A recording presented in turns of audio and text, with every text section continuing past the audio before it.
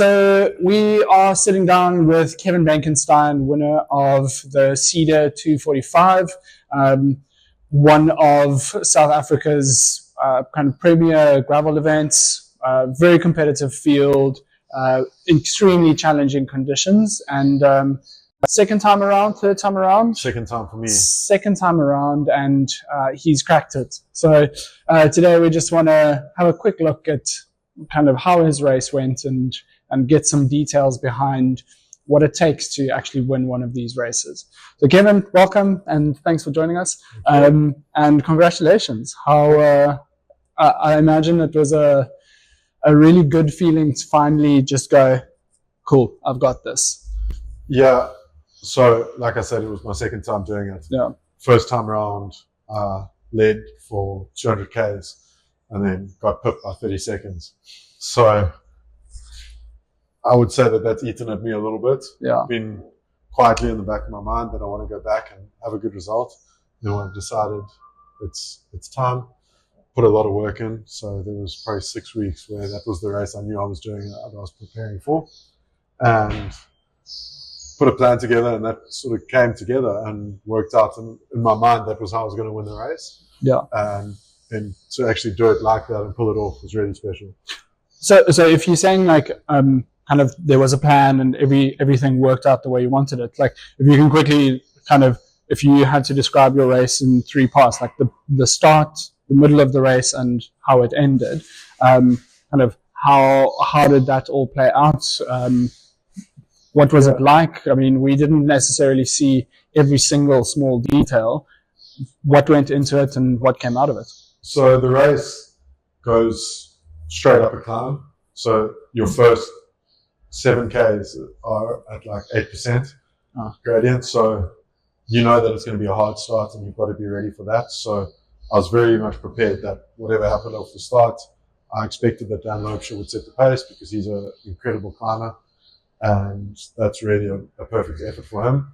So I wanted to get over the top of that climb with him. And then the next 20 Ks after that is a gentle, well, not gentle, but sort of more consistent gradient.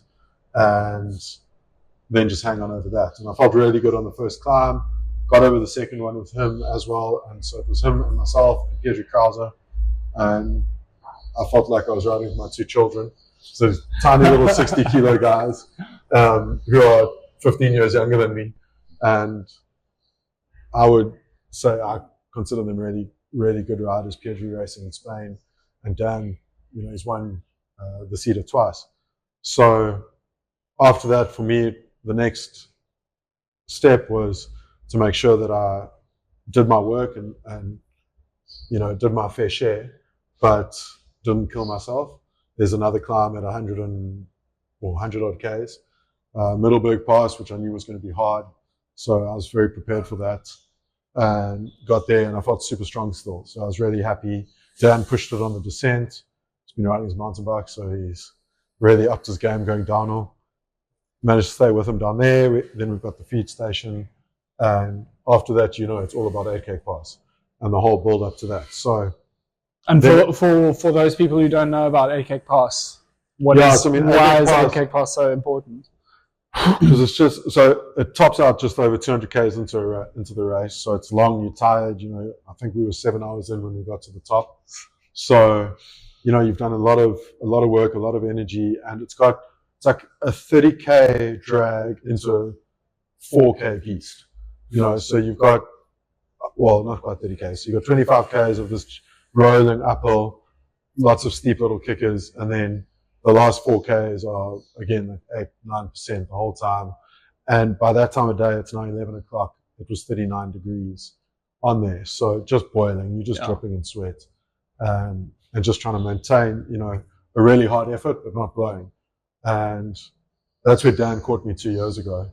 So I knew the effort I'd done then. And I went and looked at that and I was like, well, if I can just go 2 minutes quicker up this climb, then theoretically, I should stay with him.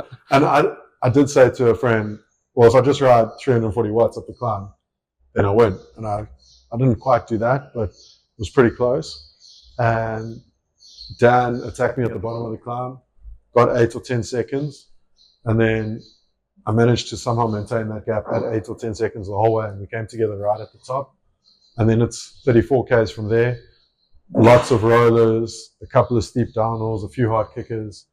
But that last 34 Ks we did, I want to say 36 average speed. Crazy. So you guys had tailwind? Yeah, so it was crosswind and tailwind. So, but it was always helping. Yeah. So it was super fast. So it makes it really hard to get away. Yeah. It came to so at 10 or so Ks to go, there's a steep descent. I'd decided that that's where I was willing to start risking my collarbone. And because I'm getting too old for this, like, going downhill, I know the consequences. So I pushed it down there. I only got 20, 30 meters.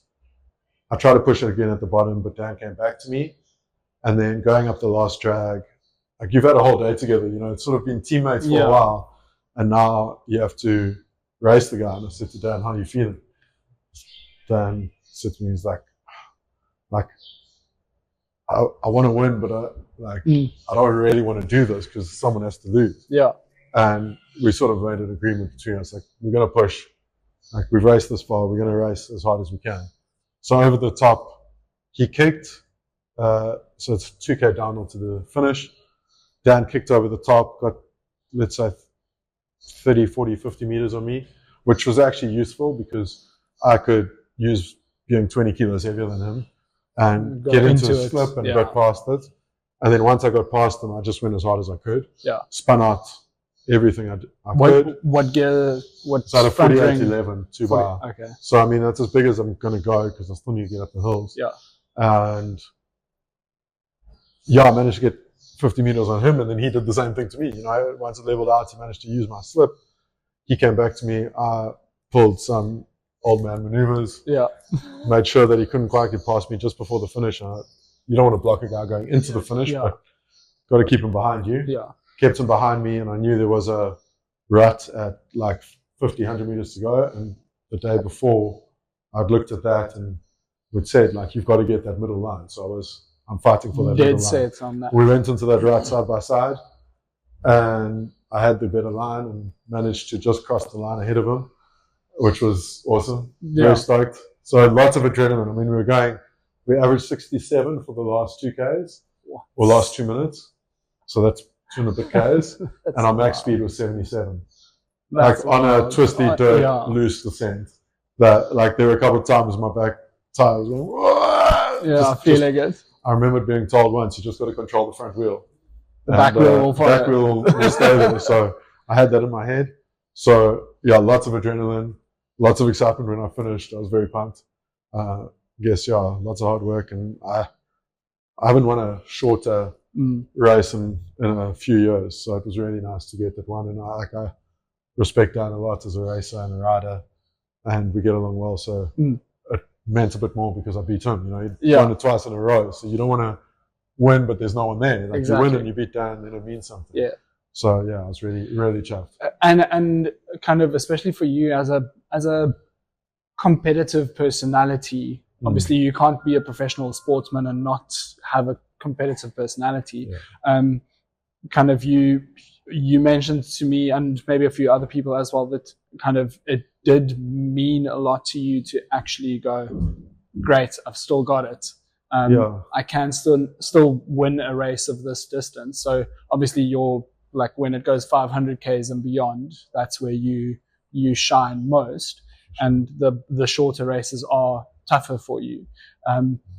But coming out of this now, like, what does that give you the confidence to go, actually, I do want to do more short races and I am still there? Or do you go, cool, I just wanted to prove that I can still do it, but let me stick with the long ones? That seems like it would be the safe option, like one and done, and then I don't know, like, don't have to prove it if it was a flip.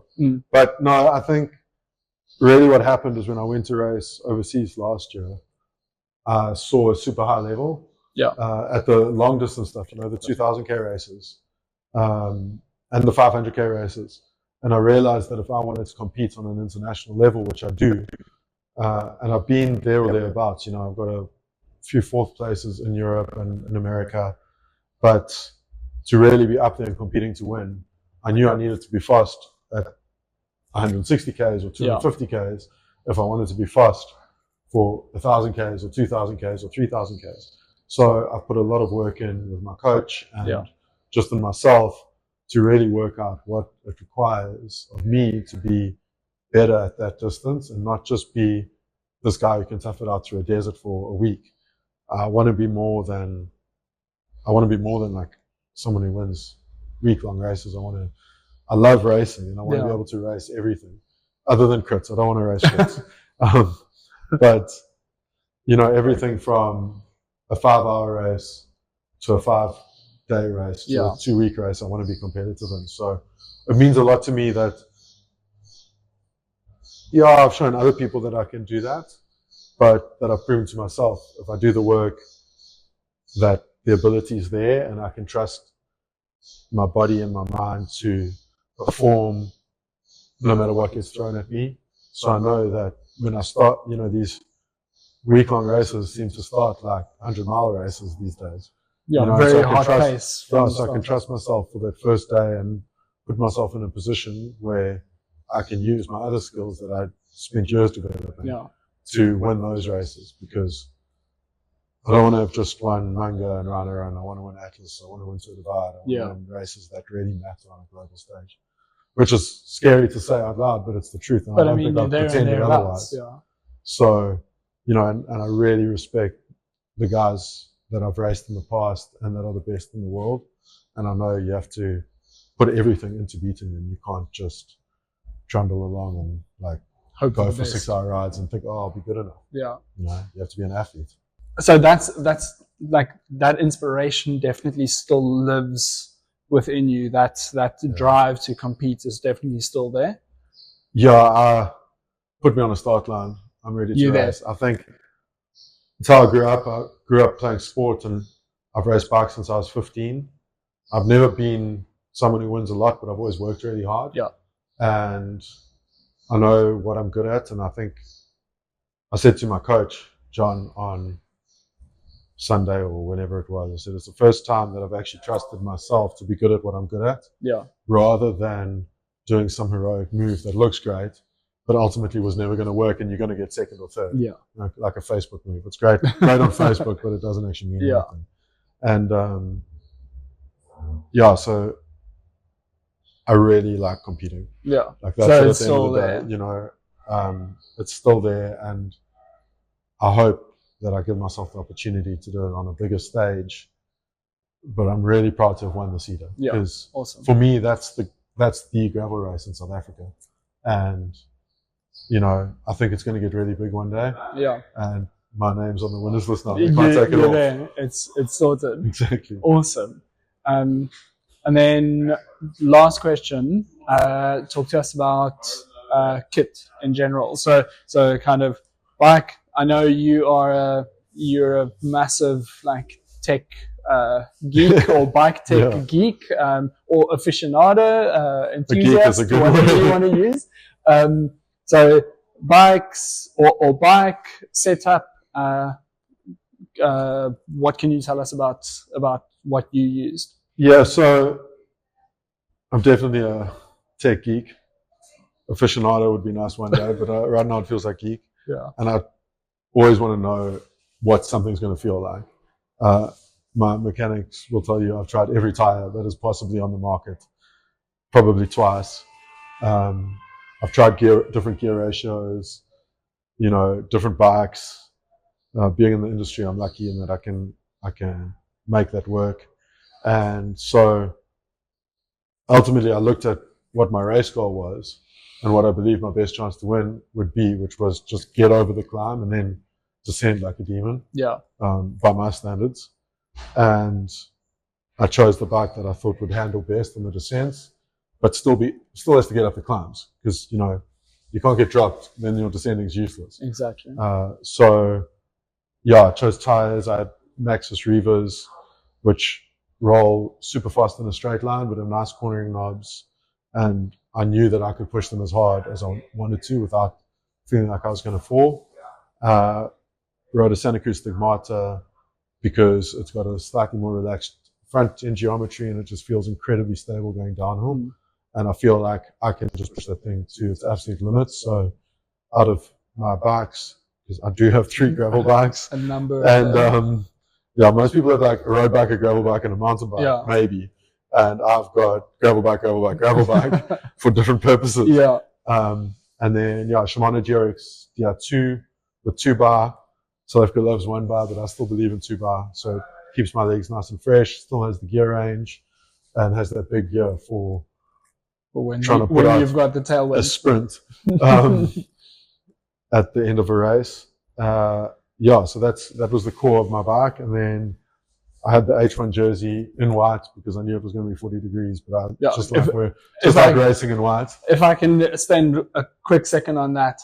So you're very used to riding in hot weather, high humidity, kind of challenging conditions. Yeah. The Ceder this year, very hot. I mean, I'll say that we had it relatively easily. Okay. Because it was only 39. Only. But the people further down the field, I mean, it was up to 49 degrees. Wow. You know, I think maybe touching 50 in spots. So boiling hot. So for me, then you've got to think about your shoes because your feet are going to swell. It's got to be comfortable shoes with a wide cut.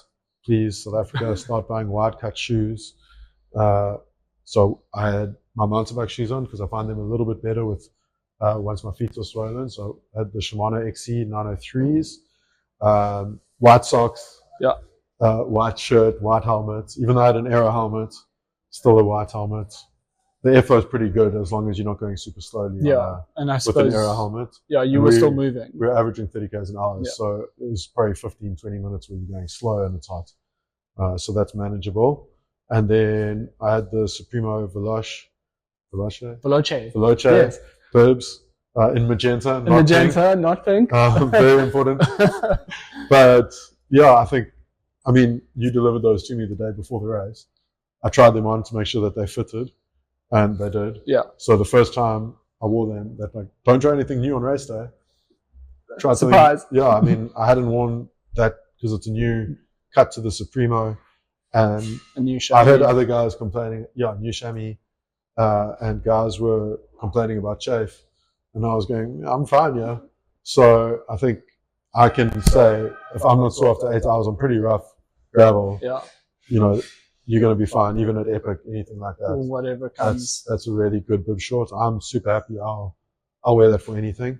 And I do think, like, as much as white isn't great in the dust, like, what's worse? Overheating. I saw guys in black shirts, black undershirts. Like, you're just boiling. So you've got to do everything you can. And then obviously you've got your nutrition. So you have to eat a lot. And especially between, like, if a 245 kilometer 8-hour race comes down to seconds. Yeah. Like, those few seconds that you can save by not wearing a black jersey in a 40-degree day. You know, if you can save 1 watt by keeping a bit cooler, it's the same as I'm lucky enough to be supported by Enduro's bearings, so I've got ceramic bearings. And, you know, maybe they'll save you 1 or 2 watts at the end of the day, but I won by this far. Exactly. So that was probably that at some point, the energy that you're saving to be able to think properly, not just put out power, but think, because when you're tired, you don't think properly and make good decisions at the right time. I think you have to do all of that. And often people will say, oh, but that's because you're a racer. You need, like, I disagree 100% because the decisions are as important, if not more important, at the back of the field. You know, if you make a bad decision about fueling, that costs you a lot more when you're out there for 12 hours than 8 hours. You know, if you make a bad decision on a descent when you're really tired, you crash. I mean, a friend of mine crashed and popped his shoulder. So there's so many variables throughout the field, no matter where you come, even if you stone last. So if you're making those good decisions and you put yourself in a position to make those, then you help. So if that's keeping a little bit cooler, not having sore feet, not having a swollen head, all those things matter. Awesome. Well, thank you so much for sharing a little bit. And I think the inspiration is there for anyone out there who's keen, whether you are in the front of the field, the middle of the field, or even the back of the field, just enjoying it. why not just keep getting out there? Yeah. And if you draw your inspiration from, whether it's from a win or from enjoying the day out, just keep riding. Totally. Awesome. Well, thank you very much. Appreciate it. And good luck with the next one.